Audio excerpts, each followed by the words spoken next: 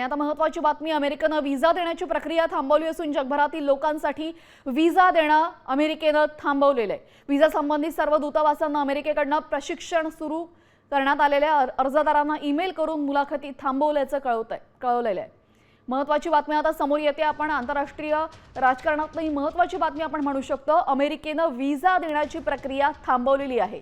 जगभरातले अनेक लोक कामानिमित्त किंवा इतरही काही कारणांसाठी अमेरिकेमध्ये जात असतात, त्यासाठी त्यांना व्हिसा लागतो।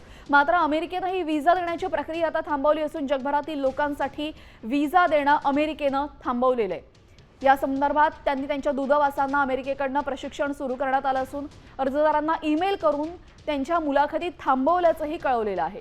अनेक जण व्हिसाच्या मुलाखतीसाठी प्रतीक्षेत होते, मात्र आता अमेरिकेकडून प्रत्येक उमेदवाराला, प्रत्येक जो अर्ज ज्याने भरलेला आहे त्या अर्जदाराला वैयक्तिकरित्या ईमेल करून कळवण्यात आलेलं आहे की तुमची मुलाखत थांबवण्यात आलेली आहे। मात्र यामागचं नेमकं कारण काय हे मात्र अजून समजू शकलेलं नाहीये। अमेरिकेनं अचानक व्हिसा देण्याची प्रक्रिया का बरं थांबवलेली आहे हे यामागचं कारण अजून समजू शकलेलं नाही। आपण पाहतोय ट्रम्प यांचा अतिशय मनमानी कारभार असतो आणि त्यांच्या या मनमानी कारभारावर नेहमीच जगभरातनं टीका होत असते।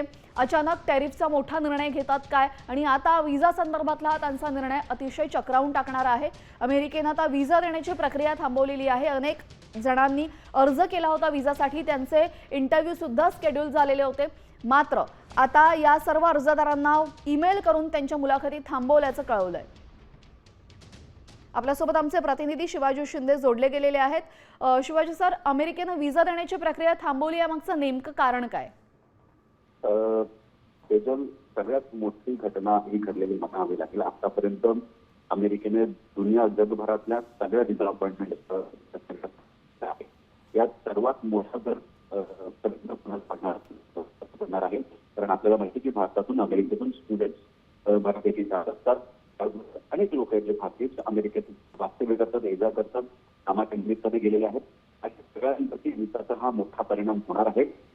एकूणच जी रॉयटरकडून जी माहिती मिळाली आहे, यासाठी एक ग्लोबल प्रोग्राम, ट्रेनिंग प्रोग्राम अमेरिकेनं सुरू केलेला आहे, तो सगळ्या दूतावासांना दिलाय।